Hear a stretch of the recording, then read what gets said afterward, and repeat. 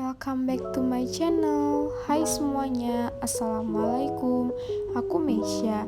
Video ini aku buat untuk pemenuhan tugas pada mata pelajaran biologi. Hitung-hitung, sekalian kita belajar bareng ya. Jadi, langsung simak aja yuk. Nah, yang pertama yang akan Meisha bahas yaitu mengenai pengaruh kelebihan dan kekurangan konsumsi air mineral bagi kesehatan tubuh. Jadi, ternyata air mineral ini berbeda dengan air putih biasa pada umumnya karena air mineral ini didapatkan dari mata air alami, dari permukaan atau bahkan dari bawah tanah yang kaya akan mineral seperti halnya kalsium, natrium, dan magnesium. Sehingga air mineral ini mempunyai banyak manfaat, diantaranya yang pertama menjaga kesehatan tulang dan otot, yang kedua membantu menurunkan tekanan darah, yang ketiga menjaga kesehatan jantung, dan yang keempat membantu mengatasi sembelit. Dan dalam jumlah pengkonsumsian air mineral itu sendiri juga akan berpengaruh loh. Jadi kalau kalian kekurangan air mineral itu akan terjadi patah tulang, penyakit neurodegeneratif, penyakit saraf motorik, kematian mendadak, beberapa jenis kanker, atau bahkan komplikasi pada kehamilan. Dan jika kalian kelebihan air mineral itu sendiri juga akan berdampak pada meningkatnya resiko gangguan jantung, masalah pada ginjal, pembengkakan sel tubuh, sakit kepala, kram otot, iritasi perut, hingga pada buang air kecil yang berlebihan. Selanjutnya, Meisha bakal menjelaskan tentang efek atau dampak yang ditimbulkan ketika seseorang mengkonsumsi alkohol. Secara umum, efek yang ditimbulkan ketika seseorang mengkonsumsi alkohol itu tergantung pada kadar alkohol yang diminum, seberapa banyak alkohol yang diminum, jenis kelamin, berat badan, usia, metabolisme tubuh, hingga pada pengkonsumsian alkohol di saat perut kosong. Pada dasarnya sih seberapa banyak dan sesering mungkin seseorang menegakkan alkohol, maka akan semakin besar pula efek yang ditimbulkan atau yang dirasakan oleh tubuh.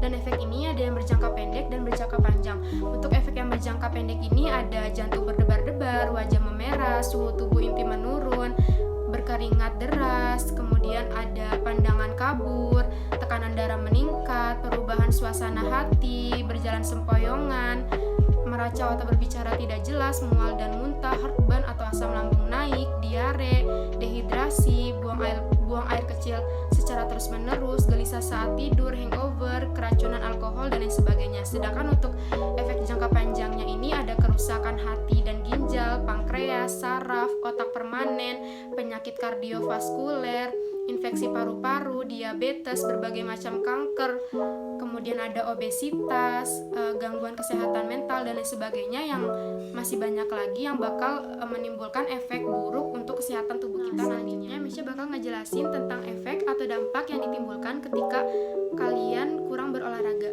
Meisha yakin banget sih di masa pandemi ini pasti banyak dari kalian atau mayoritas dari kalian itu malas untuk meluangkan waktunya untuk aktivitas berolahraga.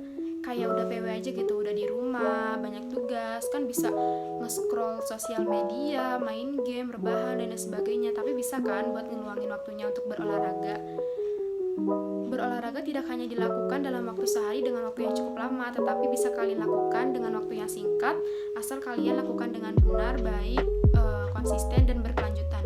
Karena hal ini nantinya akan berdampak dan memberikan manfaat yang baik untuk kesehatan tubuh kita nantinya. Gak apa-apa sedikit, yang penting rutin. Yang penting tubuh kita itu bergerak dan beraktivitas, jangan sampai kaku. Karena bakal ada efek yang ditimbulkan ketika kalian kurang berolahraga, yaitu seperti berat badan naik, metabolisme melambat, insomnia, mudah lelah, kemudian rentan terkena penyakit kronis, rusaknya fungsi otak, terganggunya kesehatan mental, kemudian meningkatnya resiko kanker, dan lain sebagainya yang mungkin kayak kali ini belum kelihatan gitu dampaknya, tapi di kemudian hari pasti akan ada dampaknya yang terjadi ketika kalian tidak berolahraga gitu. Jadi jangan sampai menyesal di kemudian hari. Selanjutnya, Meisha akan menjelaskan mengenai pengaruh cuaca ekstrim terhadap kesehatan tubuh manusia. Sebenarnya apa sih itu cuaca ekstrim? Jadi cuaca ekstrim adalah suatu fenomena meteorologi yang ekstrim dalam sejarah atau distribusi, khususnya pada fenomena cuaca yang dapat berpotensi menimbulkan bencana, kerusakan tatanan kehidupan sosial, dan bahkan menimbulkan korban jiwa. Sedangkan untuk pengaruhnya itu sendiri, yang pertama dapat mempengaruhi mood. Jadi ternyata cahaya adalah salah satu faktor terpenting dalam suasana hati dan dapat mempengaruhi mood seseorang. Kemudian yang kedua itu mempengaruhi jantung. Di saat musim dingin, pembuluh darah itu akan menyempit dan kinerja jantung itu akan lebih keras untuk mengedarkan darah. Kemudian yang ketiga itu ada alergi. Ternyata cuaca dapat menimbulkan alergi karena perubahan suhu dan kelembapan. Kemudian yang keempat ada kondisi kulit. Di saat musim dingin biasanya udara di luar itu kering dan terasa panas dari dalam ruangan. Nah, itu dapat menimbulkan kondisi kulit Anda itu kehilangan kelembapan, kemudian merah-merah, gatal-gatal dan kering. Sedangkan di musim panas dan matahari itu juga bisa menimbulkan kerusakan pada kulit, yaitu dengan melebarnya pembuluh darah di kulit dan meningkatkan aliran darah ke kulit. Kemudian yang kelima itu rasa sakit dan nyeri. Kemudian yang keenam itu ada asma. Asma adalah peradangan pada saluran udara dan biasanya pada cuaca ekstrim itu terjadi perubahan jenis udara yang dihirup dan dapat menimbulkan iritasi pada saluran udara. Kemudian yang ketujuh itu ada sakit kepala dan migrain. Itu terjadi karena saat musim dingin kan pembuluh darah itu menyempit, berarti aliran darah itu melambat. Nah, sehingga darah yang masuk ke otak itu semakin sedikit dan bisa menimbulkan sakit kepala yang cukup parah. Sudah selesai deh pembahasannya.